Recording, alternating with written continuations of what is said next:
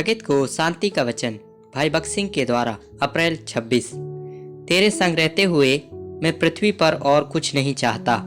भजन संहिता 73 का 25 पद। क्योंकि हम प्रभु को उसके रूप में नहीं देखते हैं, इसलिए हम पराजय का जीवन जीते हैं। हमारी आंखें अस्थिर होकर दो दिशाओं में देख रही हैं, एक आंख परमेश्वर पर और एक दुनिया पर। बहुत साल पहले इलाहाबाद में मैंने एक दुकानदार को देखा। उसकी दुकान का एक हिस्सा मूर्तियों से भरा हुआ था और दूसरे हिस्से में वह अपनी बेचने की चीजें जैसे चावल, चीनी आदि रखता था। जो सामान खरीदने आते उन पर ध्यान रखता और उन लोगों पर ध्यान देता जो मूर्तियों की पूजा करते आते।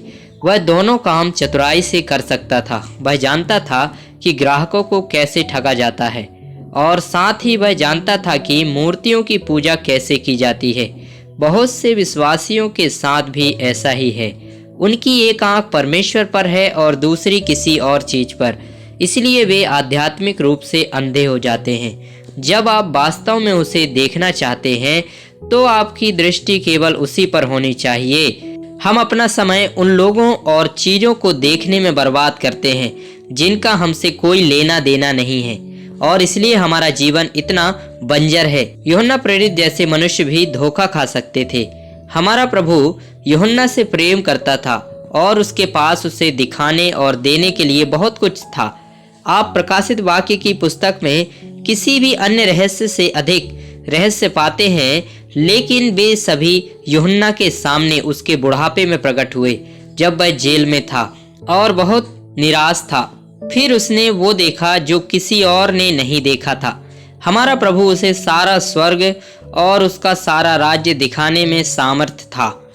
यह विशेषाधिकार हमारे लिए भी है। हमारे परमेश्वर ने खुद मत्ती 13 अध्याय का 17 पद में कहा कि ये भेद अब हम पर प्रकट होने वाले हैं। जो बातें आंखों ने नहीं देखी, जो कानों ने नहीं सुनी, जो मनुष्य के हृदय में नहीं उतरी, वे 1 कुरिन्थियों के अनुसार हम पर प्रकट की जा सकती हैं। 2 का 9 और 10 पद। बशर्ते हमारे पास देखने के लिए आंखें और सुनने के लिए कान हों। लेकिन हमारा मुद्दा अब यह है, हमारी आंखों को धोखा दिया गया है और कई अन्य चीजों से दूर किया गया है। ऐसी कौन सी चीजें हैं जो आपको सबसे ज्यादा आकर्षित करती हैं? मान लीजिए आप अपनी पत्नी और बच्चे के साथ बाजार जाते हैं और आप विभिन्न दुकानों से गुजरते हैं। जब भी आप किसी मिठाई की दुकान या खिलौने की दुकान पर आते हैं तो आपका बच्चा पिताजी चिल्लाता है और मिठाई या खिलौने की ओर इशारा करता है। बच्चे का मन इन्हीं बातों में लगा होता है। और जब आप किसी साड़ी की दुकान के पास से गुजरते हैं तो आपकी पत्नी कहती है, देखो यह खूबसूरत साड़ी।